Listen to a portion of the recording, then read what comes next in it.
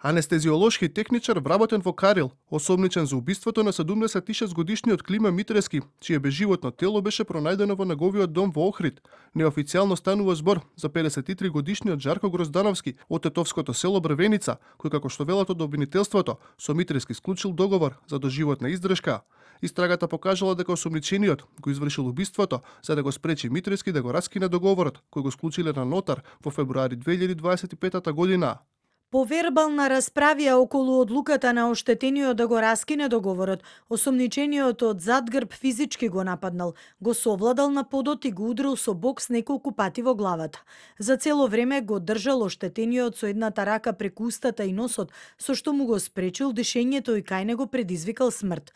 Откако се уверил дека жртвата не дава знаци на живот, го напуштил местото. Според охридските медиуми, Митрески поседувал недвижен имот во стариот дел од Охрид со процената вредност од повеќе од 1 милион евра. Воедно бил собственик и на угостителски објект. Од Министерството за внатрешни работи синоќа потврдија дека привеле едно лице под сомнение дека извршило убиство, како што соопшти од МВР по тетовското село Брвеница, уапсено било лице кое се сомничи за извршување на кривичното дело.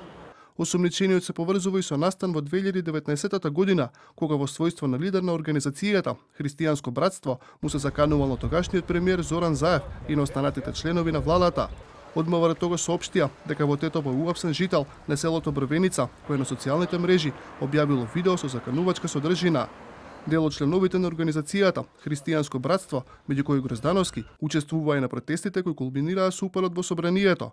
Христијанско братство и Гроздановски беа активни на протестите против уставните измени во 2018 година.